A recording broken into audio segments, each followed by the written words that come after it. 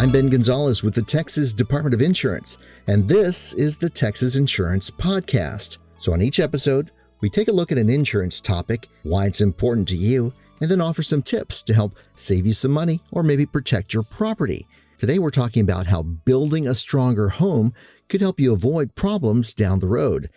And it starts on the roof. Sometimes spending just a little more up front for the right kind of fasteners could make all the difference.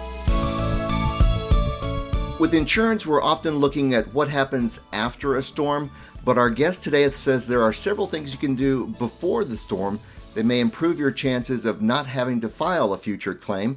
Joining us is Fred Malik from the Insurance Institute for Business and Home Safety. Hello, Fred. Hey, Ben. How you doing? Doing well, sir. Start by telling us a little bit about what the Insurance Institute for Business and Home Safety is. What's the mission there? Yeah, sure thing. So we are a building science organization. We're a nonprofit trade association as well. We're funded by property insurers and reinsurers. And our express mission from our member companies is to reduce avoidable suffering and financial loss for homeowners and other people that occupy things like business or commercial buildings, that kind of thing. So just trying to find ways to reduce risk, correct? Yes, it is looking to reduce risk, but really what we're about is keeping people in their homes, getting them back to normal faster post-event so that they can get back into their normal flow of life. And when we're able to be successful in that space, then everybody wins. Gotcha. Well, one of the things, of course, that the group encourages is building more resilient, stronger homes. And we've all seen kind of that iconic photo of that one lone house standing after Hurricane Ike. Is that what we're talking about when we describe fortified building? Well, I mean, we'd love for every house to look like that, right? We'd like to just be looking across the to landscape still be there. And see nothing but houses still standing. So, yeah, I mean, that's obviously the goal is to get every house performing that way.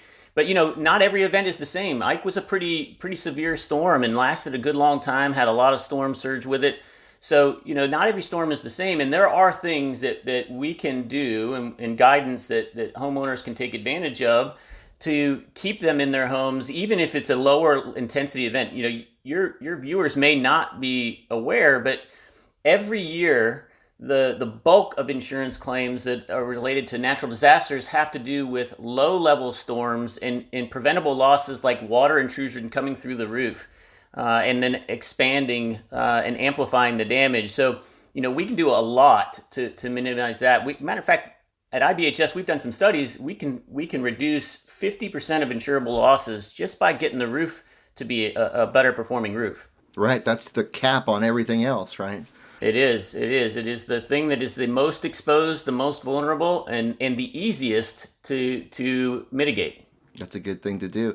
So if somebody is replacing a roof, or maybe you're building a house right now, what should you be asking the contractor along the way of the process? Yeah, so at IBHS, we've looked at resilience and we've looked at the intensity of storms, what things should be done in what order. And it all starts with the roof. And so if you are re-roofing, whether it's just because of normal maintenance or you've had a claim and you're replacing an existing roof, talking with your roofing contractor, and asking him for things like a sealed roof deck, making sure that they're attaching the roof with ring shank nails, the roof decking, which is the part that the shingles or the metal sit on top of, making sure that gets attached to the trusses of the rafters with ring shank nails. You can double the uplift capacity and strength of your roof simply by using 8D ring shank nails over smooth shank nails.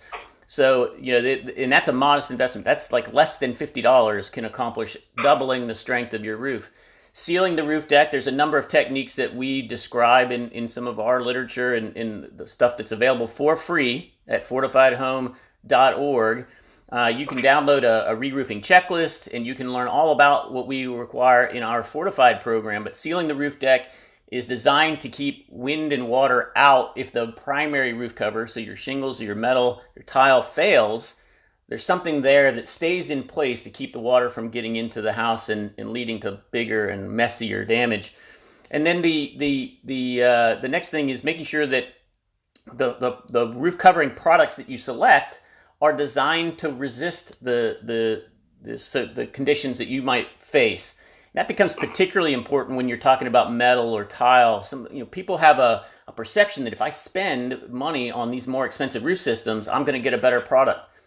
There are some inherent benefits to that for sure, but if it's not installed the way it's designed to be installed to resist those severe conditions, then it's no less or no more likely to perform the job than, say, a standard shingle is. So there's some real details that you want to make sure your roofing contractor is paying attention to. And we lay that all out in our fortified home guidance.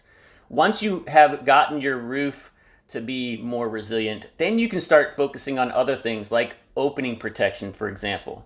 There's a phenomenon that's called internal pressurization. This is a little bit technical. I won't go too far into it, but most people don't know that your home or your commercial building are designed to keep all of the pressures and all the things that are acting on it on the exterior of the building.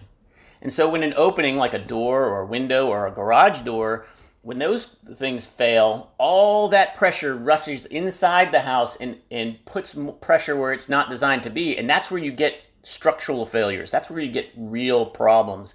And so at our silver level, or at the second level of designation, that level of resilience, protecting openings becomes an important thing, particularly for those that are out on the coast. Inland, Okay. Inland and stuff, there's a different priority, but out at the coast, that opening protection is important. Inland, your biggest opening that you're paying attention to is your garage door, making sure you get a properly rated garage door. And we have all kinds of information on our website about that as well. And then finally, the thing that most people, talk about and are usually boastful about, that thumping their chest that, hey, I paid for some metal connectors in my house. That's part of something called the continuous load path. That's really important. It makes sure that your whole house can act as a system and stay intact if it's put under significant stress.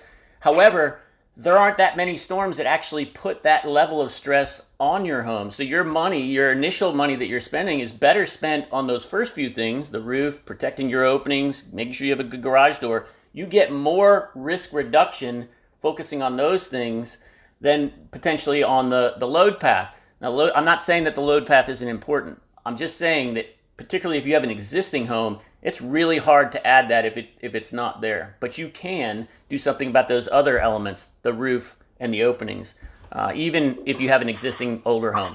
Yeah, especially when you're trying to think about retrofitting something that's already there, it's always a lot harder than doing it right from the beginning. And some of the things that you just mentioned, like using the right kind of nails and the right nailing techniques, don't exactly cost a lot of money, at least not as much as replacing a whole roof. Yeah, for sure. And there's a common phenomenon. I have to say, as somebody who was a home builder prior to joining IBHS, I've been working with IBHS now 11 years. I was a home builder for over 20 years prior to that. And as a consumer of insurance products, I really didn't understand what I had the ability to do to mitigate my own risk. I just sort of said, oh, well, it's fate. And we see that along with that's a pretty common attitude across most people, is that, you know what, there's not a lot I can do about it. I'm just going to take my chances, and that's what I have insurance for. But, the reality is that making good, informed decisions at the right time can dramatically change your experience when it comes to severe weather.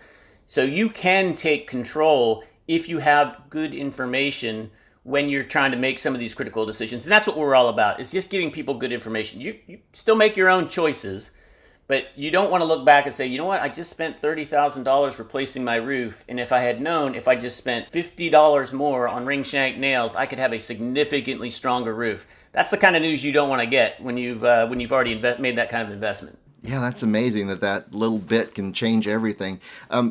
Speaking of the roofs, we know, of course, here in Texas, hail is kind of our number one threat that kind of covers the whole state, not just along the coast. And we saw that some of the research you guys have done about impact-resistant shingles, it really was surprising. Can you tell us about what you found? Yeah. So IBHS has really led the way in the scientific community on this question. The prevailing wisdom out there right now, the way roofing products in particular are tested for impact resistance, is to either take a solid sphere of ice or a steel ball and drop that from a particular height and then see how it reacts with the surface that it's hitting. I know hail is pretty prevalent in Texas, but I don't think I've ever seen a steel ball fall out of the sky. It's not a terribly realistic scenario. Plus, the way the damage is assessed is really from the underside of the shingle or roofing products. I don't know too many people that are able to go out, turn their roof over and say, oh yeah, well here's a crack. I need to make sure I get this fixed. What IBHS did is that we need to know more about the natural processes, how hail forms, what are some of the different characteristics of hail, because solid ice reacts differently to slushy ice when it hits a roof in particular. And so we went out, we devised a way to recreate realistic hail in a laboratory environment. And we took that and we said, okay, now let's see, can we design a better test, a test that's going to be more predictive, that's going to measure things like dents and granule loss and that type of thing. And we were successful at doing that. And so last year in 2020, IBHS released our impact resistance tests for impact rated shingles. And our belief is that those shingles will perform better. You'll have a better opportunity for choosing a good performing shingle than if you rely on the older versions of testing, which are called class 4. People may be familiar with that term. So you can't just get the most expensive shingle. It's more about doing a little bit different level of research here? Yeah, so what we tried to do is we tried to make it easy, right? So we have tested the most popular shingles that are available in the market that claim to be impact resistant. We have tested all of those, and we have graded them in 4 categories, and we have a very visual and easy to follow chart. And essentially, if we rate it as excellent or good, it's a good performing shingle. It's going to resist the bulk of the hail that you might see. Now, does it prevent damage from 8-inch hailstones? No.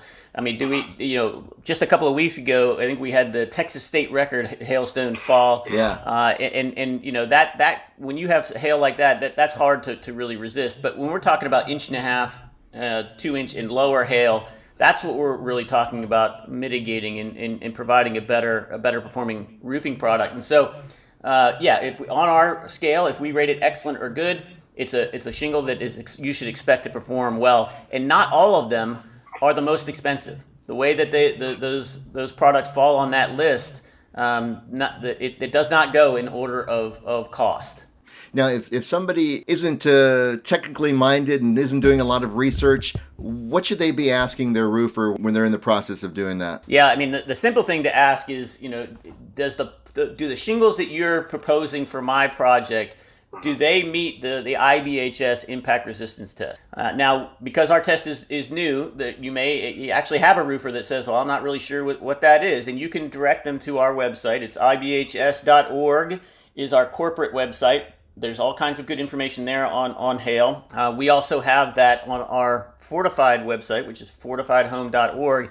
And that chart is right there. And so they can look at brand name, and they can see very easily whether or not what they work with is a product that will deliver that great impact resistance. So, simplest thing is to ask people if they know about, ask your roofing contractor, do you know about the IBHS impact resistance test? And then if they say they're not familiar with it, send them off to our website. They can find the information very easily. Yes, and that's all a kind of unbiased kind of information. It's actual research that's done and tested, correct? That's right. Yeah, we painstakingly so. I mean, we spent over 10 years developing the techniques and the testing that's available. So yeah, it is objective in the extreme. We have no dog in the hunt. We don't receive any sort of compensation from the company's products that we test. We're simply looking at what's going to deliver the best results and how can we help people come into contact with those products. Well, thanks a lot, Fred. Can you tell people again where they need to go if they want to learn more about this?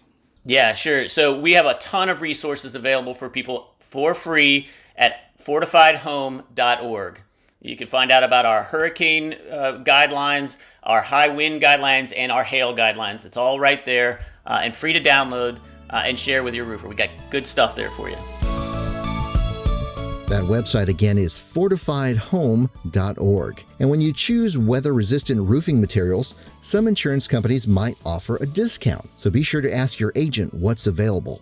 Well, that's it for today. But if you need information about home insurance, start on our website. It's tdi.texas.gov. You can also call our helpline at 888-252-3439 to ask your insurance questions. And be sure to subscribe to the Texas Insurance Podcast, wherever you get podcasts, so you don't miss out on any of this important information.